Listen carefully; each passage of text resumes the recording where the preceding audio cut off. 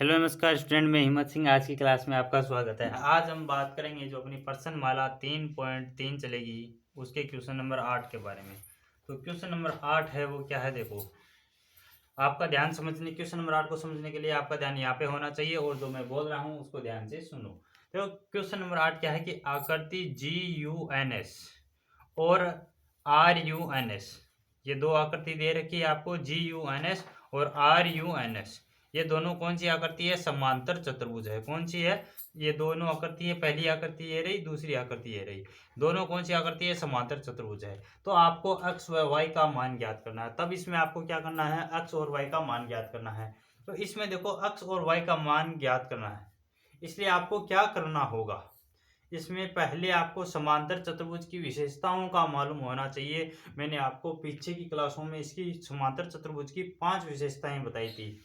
अगर आपको याद नहीं है तो फिर से मैं एक बार रिवीजन करा देता हूं उन 5 विशेषताओं का। कि आमने सामने की भुजा समांतर होती है, समांतर चतुर्भुज में सम्मुख भुजा समांतर होती है, सम्मुख भुजा बराबर होती है यानी आमने सामने की भुजाएं बराबर होती है। सम्मुख कोण यानी आमने सामने के कोण बराबर होते हैं। और आसन कोणों का योग कितना होता है? 180 डिग्री होता है। और विकर्ण परस्पर समद्विभाजित करते हैं। यहाँ पे इन दोनों प्रश्नों में, दोनों आकृतियों में 2 नियम लगेंगे, वो मैं लिख के आपको बता दे रहा हूँ। कौन से नियम, कौन सी शर्त लगेगी? देखो समांतर चतुर्भुज में क्या होता है? सम्मुख भुजा। सम्मुख भुजा का मतलब आमने सामने की भुजा क्या होती है? बराबर होती है। ठीक है, बराबर होती है। और विकर्ण होते हैं, जो समांतर चतुर्भुज में विकर्ण होते हैं वो परस्पर परस्पर समद्विभाजित करते हैं। समद्विभाजित का मतलब जहां पे वो काटते हैं वहां पे वो 2 भागों में बढ़ जाते हैं, बराबर बराबर 2 भागों में बढ़ जाते हैं। इसका कहने का मतलब यह है कि विकर्ण परस्पर समद्विभाजित करते हैं। तो ये दोनों शर्त आपको याद होनी चाहिए, अपना क्वेश्चन सोल्व हो जाएगा। अब चलते हैं अपने क्वेश्चन के आंसर की ओर। किस प्रकार हम इसका उत्तर करेंगे? यहाँ पे देखो पहली आकृति का आंसर देखो। सबसे पहले GUNS एक समांतर चतुर्भुज है। ठीक है, एक समांतर चतुर्भुज है। ठीक है, ये समांतर चतुर्भुज है। तो GU जो ये भुजा GU है वो किसके बराबर होगी? SN के बराबर होगी। SN के बराबर होगी। ठीक है, तो GUSN के बराबर क्यों होगी? क्योंकि सम्मुख भुजा है और सम्मुख भुजा क्या होती है? बराबर। कारण लिख सकते हो आप, सम्मुख भुजा है और सम्मुख भुजा हमेशा क्या होती है? बराबर होती है समांतर चतुर्भुज में। तो GU कितना है अपना? 3y minus 1। कितना दे रखा है? 3y माइनस 1 बराबर SN कितना दे रखा है? 26। अब ये माइनस का 1 इधर जाएगा तो प्लस का 1, तो 3y बराबर कितना हो जाएगा? 26 प्लस 1। और 26 प्लस 1 कितना हो जाएगा दोस्त? 26 प्लस 1 कितना हो जाएगा? देखो ये कितना होगा? 26 प्लस 1, तो 3y बराबर कितना हो जाएगा? 27। 26 और 1 27।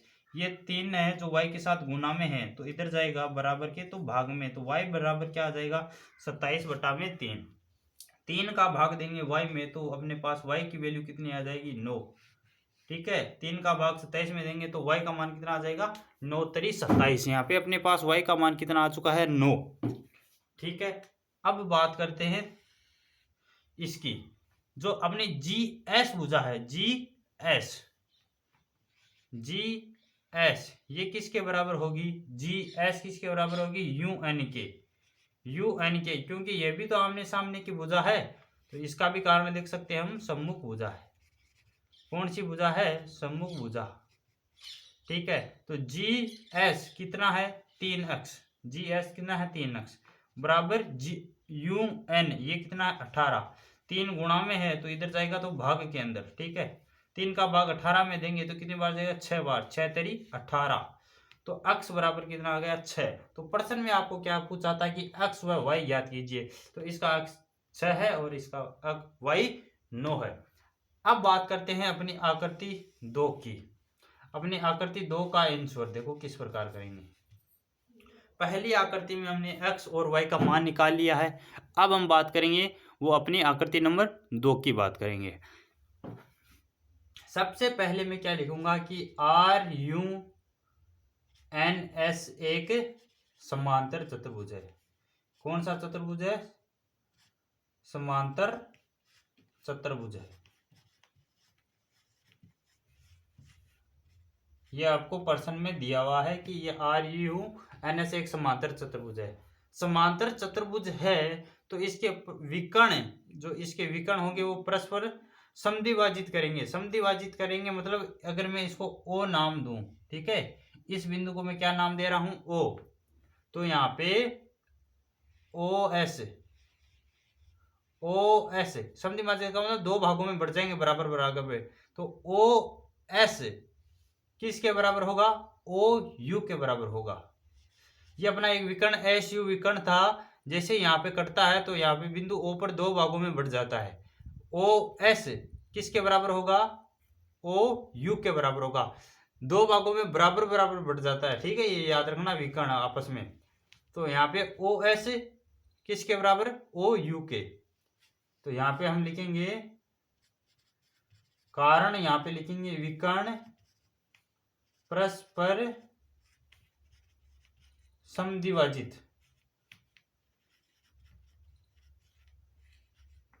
समद्विभाजित हो जाते हैं, ठीक है। ये अपने समांतर चतुर्भुज में अपनी शर्त है कि जो समांतर चतुर्भुज होता है उसमें विकर्ण परस्पर समद्विभाजित हो जाते हैं। तो OS ये कितना है? 20, ठीक है। O से U ये कितना है? y+7।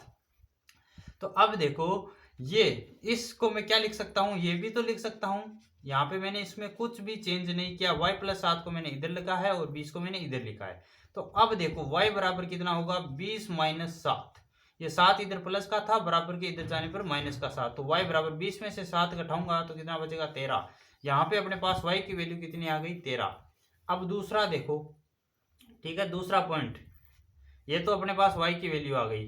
अब यहाँ पे देखो ये विकर्ण RN विकर्ण है, ये भी यहाँ पे दो भागों में बढ़ जाता है। तो जो ON ये किसके बराबर होगा? OR के बराबर होगा, ठीक है। ये विकर्ण RN है, वो भी दो भागों में बढ़ता है, यानी ON किसके बराबर है? OR के। इसका कारण भी हम यहाँ पे लिख देंगे। क्या कारण है? तो यहाँ पे लिखेंगे हम विकर्ण परस्पर समद्विभाजित करते हैं, ठीक है, समद्विभाजित करते हैं। तो ON कितना है? ON x + y है। ON x प्लस क्या है? y, ठीक है। OR कितना है? 16।